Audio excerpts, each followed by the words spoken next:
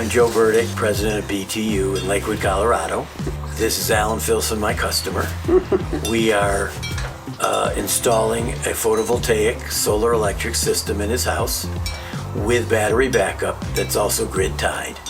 And it was installed in October 23, and this is now September 24. We finally got approval from the electric utility, Xcel Energy, to go ahead and finish the job. So the job was 90+% finished, and now we're finishing it up.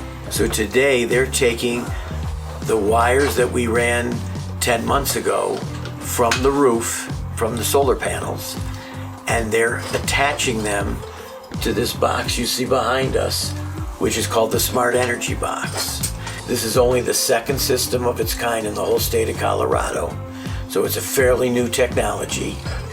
And what it's going to do is bring that solar power into that box, and then they're also hooking the box to the lower box, which contains 4 deep cycle batteries.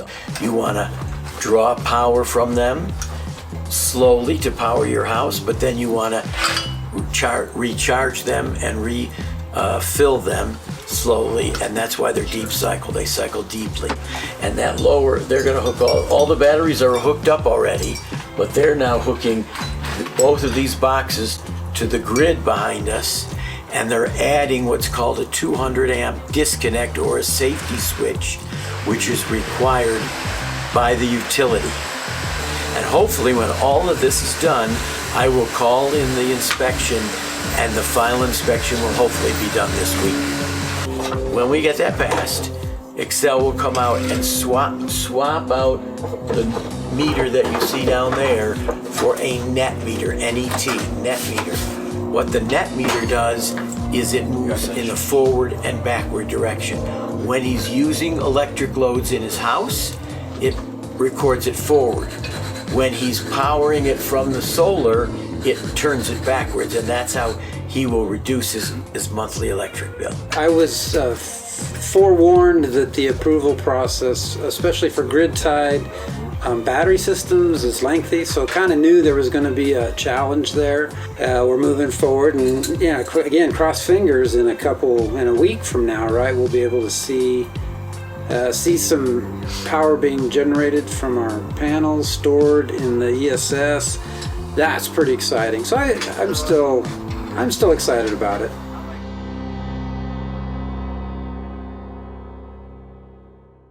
Last time we just finished that quick disconnect, which is that giant shutoff box there. That's, I believe, what we'll do to demonstrate rapid shutdown for our approving authorities.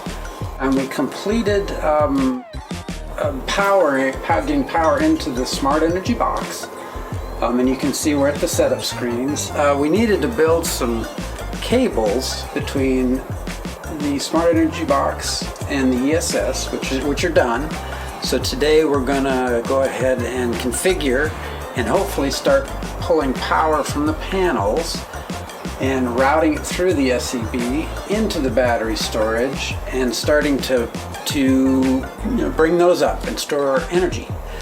So that's what we're going to do today. So today is a big deal. We're going to do fit for purpose, good working order of all the system components. We won't backfeed into the grid because I need to show Xcel an approved inspector's sign off and send that to them, and then Xcel will come out and swap my meter for a net meter. But right today we'll grab the energy from the sun, route it through the SEB, store it in the batteries, bring those up, and we can actually run the house off what we stored today. So fingers crossed.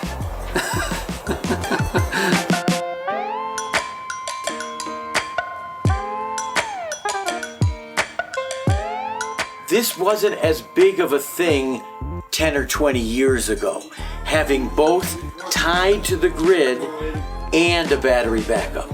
This is a relatively new thing. So what I'm saying is, if a home was in the mountains and off the grid, we call it off grid, then you had to have batteries. But most homes in the city are on the grid. So solar was just there to turn his meter backwards and reduce his electric bill. But this now adding batteries so that you have solar and batteries, even though we is tied to the grid, is a relatively new thing in, I would say, the past 5 years. It's very common now. So what I could do Somehow it's progressing. to experiment is I could set it up to talk to my wireless router, and maybe that would clear this fault. I've been doing this 25, 30 years. In the early years, anybody that wanted batteries, mostly off-grid, but a few like this, would use a battery called a lead-acid battery. It's a different type of lead-acid battery than what's in your car. For many, many years, we were all using lead-acid. Some you had to add water, some were sealed and you didn't add water, but both were lead-acid. But ever since electric vehicles came out, now the battery technology in the past 5 years or so has changed. And the two most common are nickel manganese cobalt, like these, and lithium iron phosphate. Iron has a symbol Fe, so it's called LFP.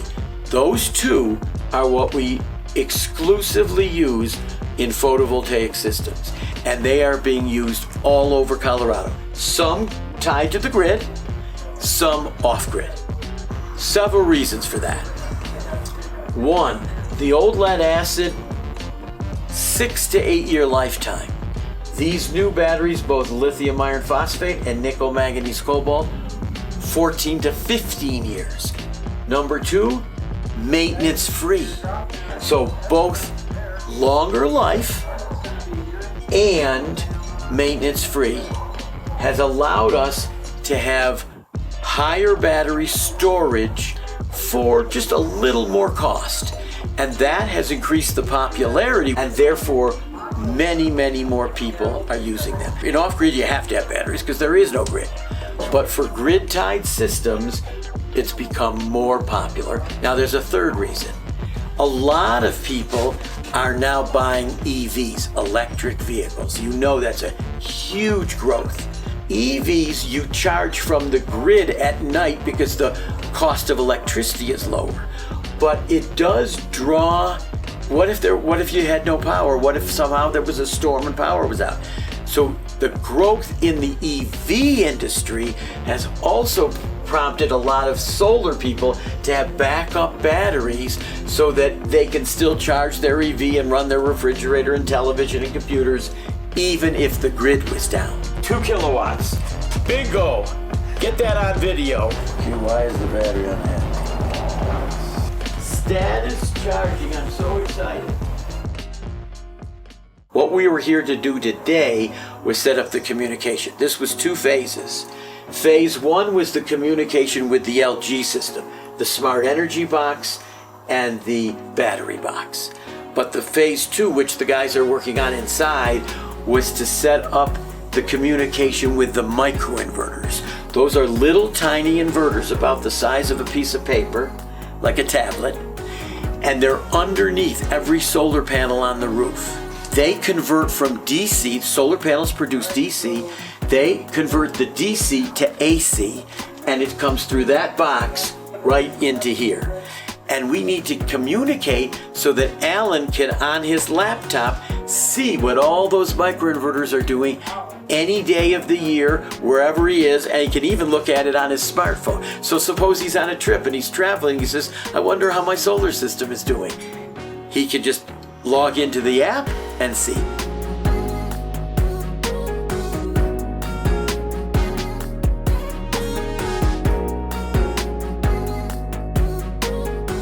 We are looking at the south-facing roof.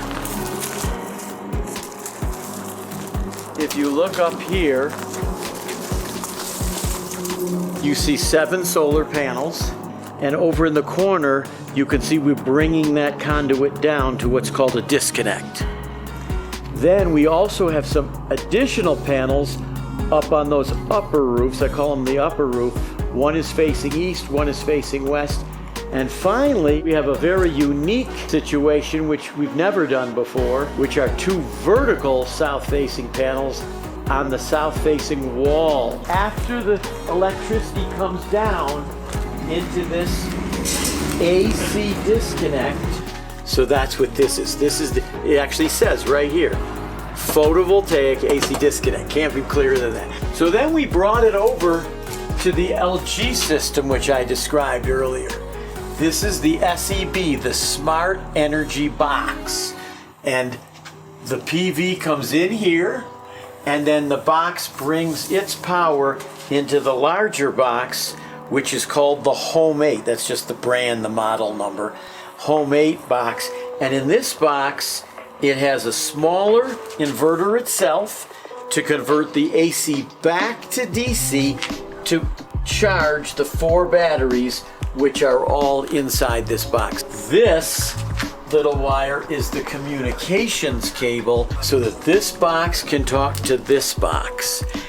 So he can come by any time of any day and just see how full his batteries are. But the solar first goes into the Smart Energy box, and then it distributes them to the battery box to charge the batteries. These thicker cables come over here. Every home has one of these. This is called the main electric service panel. So every home has one of these. Every home that's tied to the grid has one of these. This is the utility meter.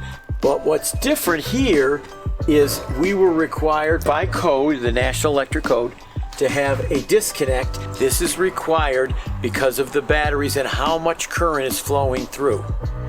So these are inside. This is on, so I don't want to turn it off. But this is a disconnect. But you can see the difference in these two boxes. That's the solar disconnect, much smaller because the current is much less. This is the whole system service disconnect, much bigger, 200 amps.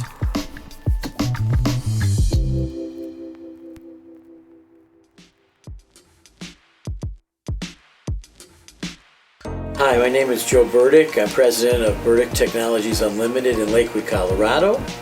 And I'm here with my principal engineer, Tim Olson, and our customer, Alan Filson. And we have just completed a solar electric photovoltaic system on his home in Littleton, Colorado. It played out fairly close to expectations, actually. I typically prefer a different battery system that's DC coupled. This one is AC coupled.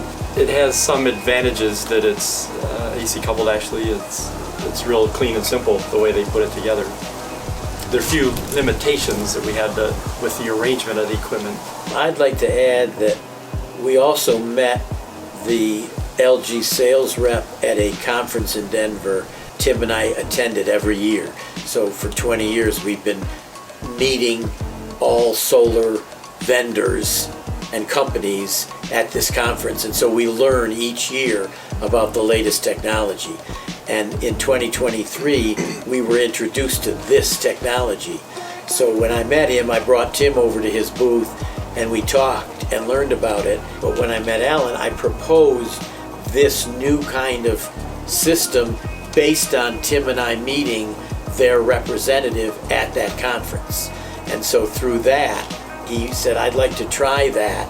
And I will say that LG has been extremely supportive in helping both Tim and me with their technical support throughout the whole process. It's a risk to be the first with a new technology. That's a good point. But LG is a pretty solid name, so you have Right. some comfort to take the risk.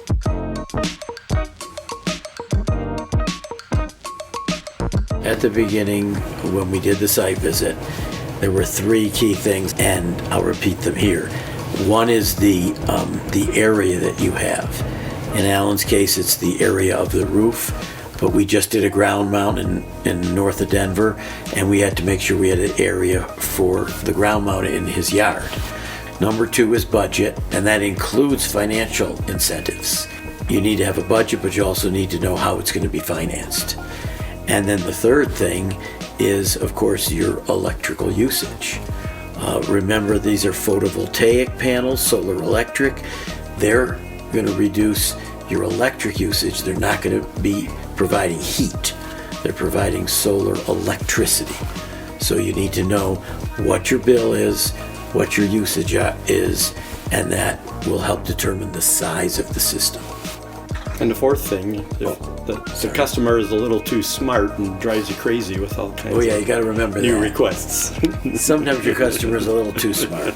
But that's okay. We've got more jobs coming up, as we've talked about. An EV charging station, wind system, and a heat pump. So we've got lots of... Yeah, Alan's going to keep us employed for years to come. We actually like a customer that is interested in, as opposed Certainly. to some customer that just doesn't care. Knowing his electrical usage allowed me to design, based on experience and calculations, the correct size PV system. And then knowing his desire to have backup in case the grid went down allowed us to add a battery backup system. But it was Alan that pushed us to go with this particular LG Home 8 system. We have put in many different style energy systems, ESS energy storage systems of different battery manufacturers and different battery models. But this one was one that I felt was perfect for Alan because it was a new and unique product. And so that, plus his budget, plus the area that he had on the roof, all those things together and his electrical usage allowed us to design this particular system for this particular customer. The financial incentives related to tax credits are, as far as I understand from the people I have been talking to recently, are still available through 2032. There's one simple form, I'm sure Alan has already filled his out, on the irs.gov website that you get, and you fill out the number and you multiply by 0.3, which is 30%. And right now that's still available through 2032. We're hoping that Congress will extend that beyond 2032, but right now it's still available for any renewable energy project. Very, very happy just to have a successful project, a happy customer who's very interested, a system that's performing well, doing everything we expected, and the vertical panels are kind of a new twist that the industry doesn't encourage or really do. So in a way, it's an experimental case here, and the results are very positive for us. I mean, all other arrays in our climate will suffer snow cover in certain times, and that can be for days. But not the vertical panels. They're up and running. I'm going to encourage it in future jobs because all the other panels are covered when they're covered with snow. The vertical panels are still producing, and Alan has seen that now since October on several snowy days.